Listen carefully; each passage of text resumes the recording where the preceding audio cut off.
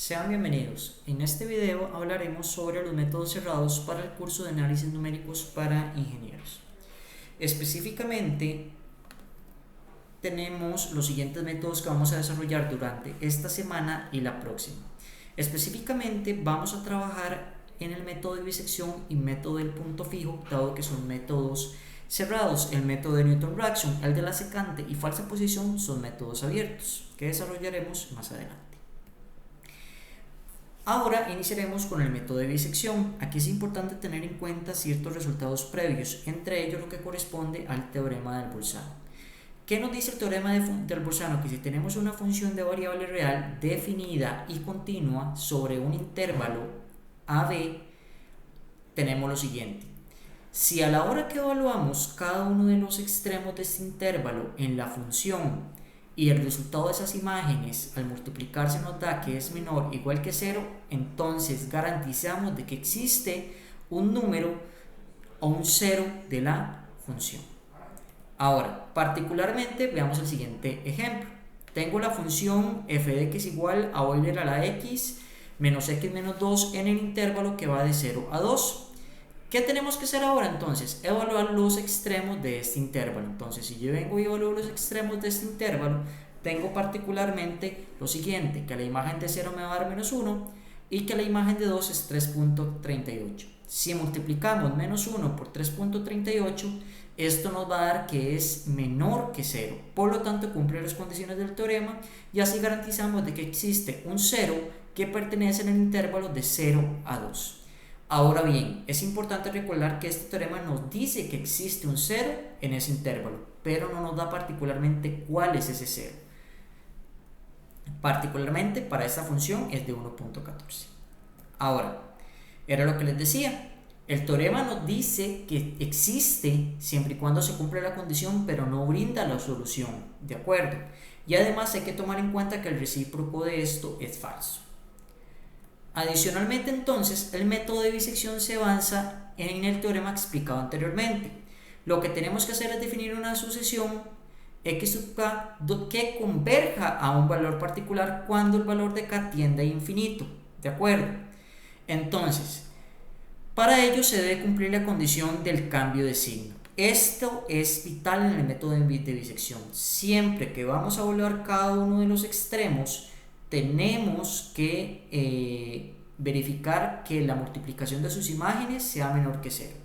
Y de aquí entonces ir encontrando los puntos medios específicos. ¿Cómo sacábamos el punto medio? Recordemos que es la suma de los extremos del intervalo entre 2. Ahora, y de aquí es ir acortando o acotando el segmento originalmente que tengo. Ven que el segmento original que tengo es AB y la idea es que ir verificando cada una de estas condiciones hasta llegar al intervalo específico. Vean que en este caso, con el intervalo A sub 1, B sub 1, si yo divido en dos subintervalos, ¿cuáles son esos dos subintervalos? Específicamente es el punto medio que está entre A1 y B sub 1, que en este caso corresponden a A sub 1 y X sub 1 y de X sub 1 a B sub 1, donde en alguno de estos dos tiene que verificarse específicamente dónde está el valor que lo hace 0. Ahora, para determinar cuál es el subintervalo donde se encuentra dicho valor, basta verificar lo siguiente, ¿de acuerdo? Entonces, para verificar lo siguiente tendríamos que tener que ya sea que el intervalo A sub 1 evaluado en la función y X sub 1 evaluado en la función sea mayor que 0, o si X sub 1 evaluado en la función por la imagen de B sub 1 evaluado en la función nos da menor que 0. Es importante que tomemos en cuenta esta condición, muchachos. Entonces, vean que específicamente este es el ejemplo gráfico de la iteración del método de bisección, donde particularmente tenemos que A es igual a A sub 1 y B es igual a B sub 1, ¿de acuerdo? Entonces, me defino el punto medio, que sería X sub 1, y a partir de eso entonces voy encontrando o acotando entre los intervalos para poder encontrar ese valor específico. Entonces, a pocas palabras, el método de bisección genera una sucesión de subintervalos I sub k, donde A sub k hasta B sub k tiene que cumplir o satisfacer estas condiciones. Entonces, esto es importante que lo tomen en cuenta, muchachos. Tomemos este resultado en cuenta porque es vital para el método de bisección. De aquí entonces, hablamos ahora del teorema del método de bisección. Supongamos que si f es una función continua en un intervalo a b, donde al evaluar los extremos en la función y al multiplicarlo nos da que es menor que 0, el método de bisección genera una sucesión que converge a un valor en 0 que pertenece a ese intervalo, ¿de acuerdo? Y específicamente tenemos que el error está dado bajo esta manera, que corresponde a b menos a entre 2 a la k. Ahora, otra condición de parada puede estar dada al utilizar la cantidad máxima de iteraciones, ¿de acuerdo? Que por ejemplo aquí yo les digo a ustedes que utilicen 10 iteraciones, 20 iteraciones, 50 iteraciones, o yo les diga encuentren la condición de parada, que esto es lo que vamos a desarrollar en la clase. Entonces, como ejemplo, utilice el método de bisección para aproximar la solución de la ecuación Euler a la x menos 2 igual a 0, que si vimos esta fue la misma ecuación que empleamos para el teorema inicialmente, en el intervalo de 0 a 2 con una tolerancia de 3 por 10 a la menos 1, ¿verdad? Recordemos que esto es el margen que nos permite, ¿verdad? Esta sería nuestra condición de parada. Entonces, condición número 1, verificar que le evalúa los extremos en la función. ¿Y cuál es esta función? F de x igual a Euler a la x menos 2. Si yo vengo y evalúo los extremos, tengo que verificar que las imágenes multiplicadas sean menor que 0, lo cual lo cumple y esto le queda a ustedes para que lo verifiquen. Ahora, mi condición de parada me dice que es cuando es una tolerancia de 3 por 10 a la menos 1, es decir, 0.3. Iteración 1, ¿de acuerdo? Entonces, ven que una vez que yo verifico estas condiciones, voy a encontrar el punto medio del intervalo que va de 0 a 2, y en este caso el punto medio va a ser 1. ¿De dónde sale este 1? Recordemos que entonces es la suma de los extremos del intervalo entre 2. Entonces, así la iteración 1 es b menos a entre 2 a la 1. Sustituyo y aquí voy probando. Vean que específica me dice que 1 no es menor que 0.3, por lo tanto tengo que seguir, ¿de acuerdo? Mi condición va a ser de parada cuando en la iteración específica, ¿de acuerdo? Esto tenga que sea menor a 0.3. Es importante recalcar que esto no es el error, esto es la iteración, ¿de acuerdo? Seguimos entonces. ¿Por qué sigo? Porque no he encontrado todavía mi condición de parada. Ahora, vean que el intervalo original es de 0 a 2, pero lo que sucede es que como encontré el punto medio y no encontré todavía mi condición de parada, ahora tengo que probar en el intervalo que va de 0 a 1 y de 1 a 2. Ahora, en el intervalo de 1 a 2 se cumple la condición de que al evaluar los extremos, vamos de nuevo, la imagen de 1 evaluada en la función y la imagen de 2 evaluada en la función, esto me va a dar que es menor que 0.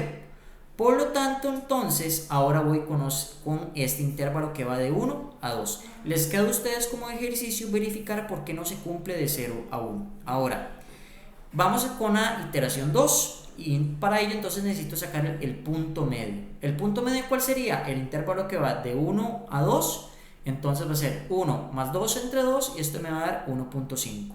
Voy con la iteración 2, entonces, ahora sigo, entonces va a ser b menos a, ¿quién sería? Dentro de esto sería